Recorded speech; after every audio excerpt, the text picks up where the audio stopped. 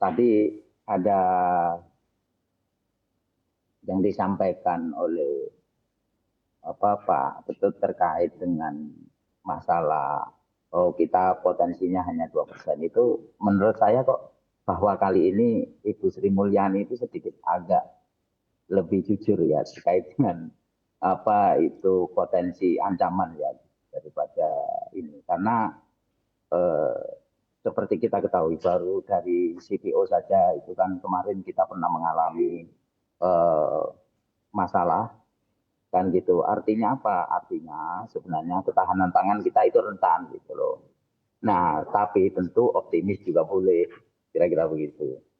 Nah, kalau hubungannya dengan pedagang pasar itu gini, jadi saat ini itu memang misalnya kami sedikit agak kesulitan eh, masalah ini, keluhannya itu adalah masalah ayam.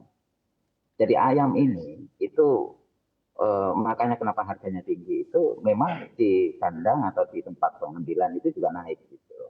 Nah ini faktornya kita sendiri sebagai pedagang ini kurang tahu apakah misalnya memang karena apa itu karena eh, ketersediaan ayamnya sendiri itu yang misalnya berkurang di kandang-kandang atau misalnya memang karena variabel cost yang lain terkait dengan apa itu pemeliharaan atau penggemukan ayam ini yang memang naik kayak misalnya apa itu pakan, jadi terutama pakan dan lain sebagainya gitu.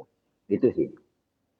Nah, pedagang pasar pada prinsipnya itu kan selama ada barang ya dia bisa jualan.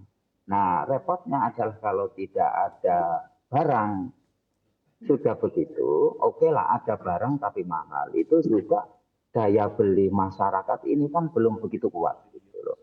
Sehingga ini juga berpengaruh terhadap omset pedagang pasar. Nah, pedagang pasar itu begitu ada kenaikan itu sebenarnya juga dilema.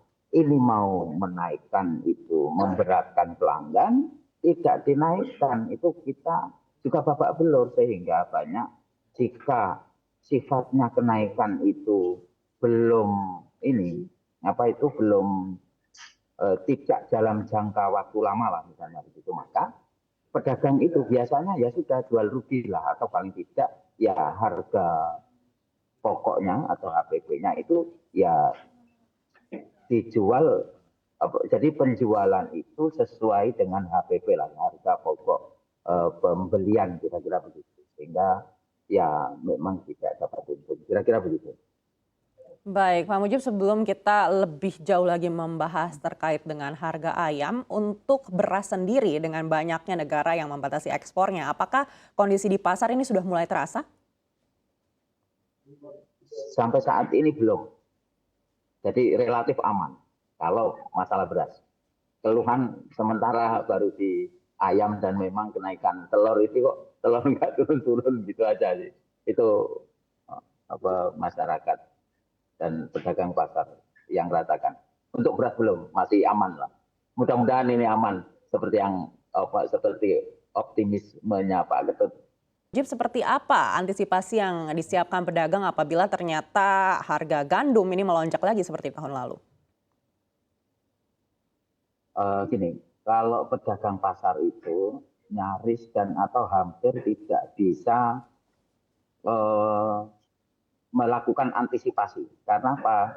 Pedagang pasar ini kan mau stok barang juga nggak punya tempat, juga modalnya kecil. Gitu. Kan logikanya jika akan terjadi misalnya kelangkaan atau gangguan pasokan dan lain sebagainya, maka pedagang pasar itu kan melakukan pembelian dalam jumlah cukup yang kemudian diharapkan nanti bisa ini apa jualannya bisa stabil gitu. Nah, tapi karena memang apa itu tempatnya juga sempit dan modalnya juga terbatas sehingga kami terus terang hanya mengandalkan ketersediaan di apa itu di pasar itu berdasarkan itu tadi pesanan hari ini mungkin datangnya besok dan kemudian begitu terjual atau hampir habis, kami baru pesan lagi gitu. Itu tipikal atau model dari teman-teman pedagang pasar, sehingga kami karena keterbatasan tersebut, sehingga ya tidak bisa menstabilkan, tidak bisa terlalu banyak menstabilkan harga, karena kami benar-benar hanya akan bergantung pada mekanisme pasar. Jadi ketika kami pesan eh, pasokannya ada, harganya stabil, ya harga di kami tentu stabil. Tapi begitu harganya naik, ya tentu kami harus menaikkan. Kira-kira begitu. Baik, selain ayam, beras, dan juga gandum, stok komoditas apa lagi yang paling berpengaruh di pasar? Gini, kalau di pasar kebetulan, kalau di pasar itu kan komoditi utamanya atau komoditi ininya itu kan sayur mayur ya. Jadi sayur mayur, buah-buahan, dan itu tentu itu tadi palawija ya gitu.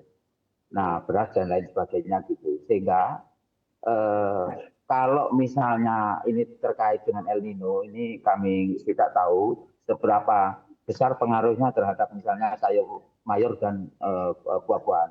Kalau ini juga berdampak terhadap misalnya sayur mayur dan buah-buahan, ini tentu akan sangat signifikan pengaruhnya terhadap omset dan atau pendapatan pedagang pasar gitu. Nah, kalau misalnya melihat untuk kondisi saat ini, memang kayak seperti beras dan lain sebagainya masih agak relatif aman atau relatif stabil lah. Kami belum tahu nanti misalnya kan komoditi kayak kedelai itu di pasaran akan seperti apa, karena kita memang untuk kedelai itu kan masih mengandalkan impor ya, terutama untuk bahan tahu dan tempe gitu.